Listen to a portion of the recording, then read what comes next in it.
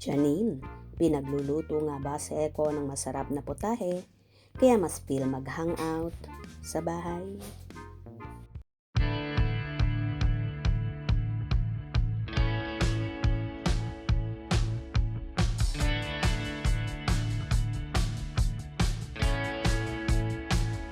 Mas prepared pala ng TV host actress na si Janine Gutierrez ang mag-date sila ng kasintahan si Jericho Rosales sa bahay nila kumpara sa labas.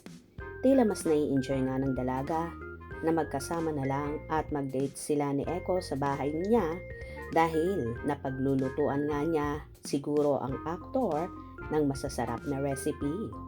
Alam naman nating lahat na nag-aral sa culinary school si Janine nung may free time pa siya na nabanggit niya sa mga nagdaang interview sa kanya na mahilig din siya magluto at syempre gusto rin niyang lutuan ang mga taong mahal niya sa buhay.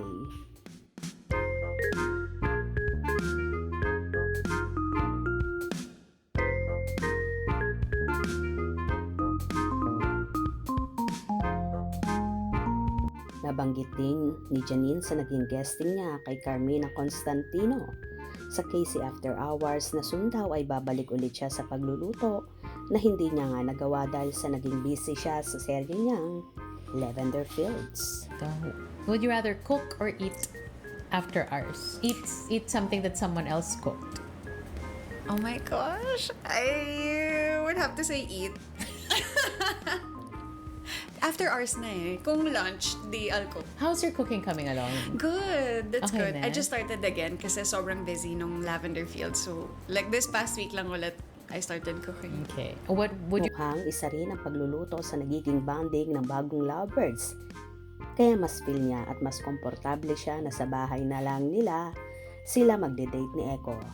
Sa bagay, kapag nasa bahay lang sila, walang ibang tao na makakakita sa kanila.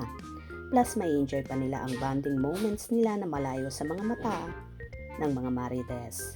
Mukhang pinaghahandaan talaga ni Janine ang pagluluto para mapakain niya ng masasarap na putahe si Echo at ang magiging supling nila someday. Nagre-ready na nga ba si Nini sakaling maisip na nila ni Echo na bumuo ng sariling pamilya kaya todo ang ginagawa niya at pine-perfect niya ang gawaing bahay lalong higit ang cooking. Sa bagay, mas maganda talaga sa babae ang may alam sa pagluluto like her mom na si Lotlot de Leon na talagang tinuturuan din siya sa larangan ng cooking. Good job Nini! Sana nga soon ay mauwi na sa kasalan ang inyong pagmamahala ni Echo at soon ay bubuo na rin kayo ng Little Janine at Little Echo na for sure matutuwa ang parents mo na alam naman nating lahat na matagal na lang pinapangarap na mabigyan sila ng mga apo.